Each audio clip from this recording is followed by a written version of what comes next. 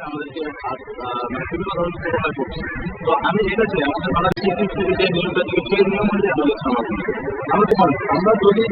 নিয়োগ করি আমরা যেগুলো চাপ না পাই তারা আমরা করবো যারা সিনিয়র আর্টিস্ট তারা কাজ করেছে আমরা চলে গেলাম আমরা বিশ্ববিদ্যালয়ে পড়াশোনা করছি এই ক্ষেত্রে আসে কি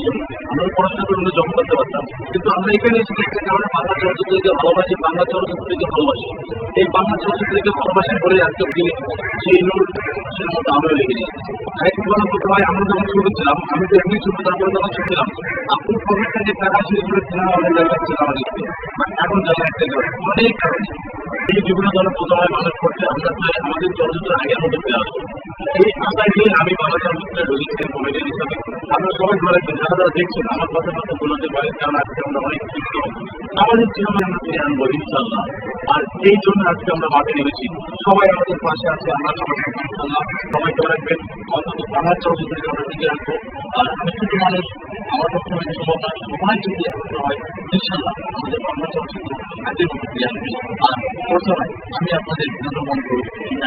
উদ্দেশ্য হচ্ছে যাতে এখানে অনেকেই আছে যাতে আমার দিকে একটু বেশি অন্তত যৌথ ধরনের দেখতে পারে অনেকে বিভিন্ন ধরনের মাঠে গেছে আমি সেই মানুষগুলো বছর এই পুলিশ যারা কতটুকু পারবো কিন্তু আমি থাকি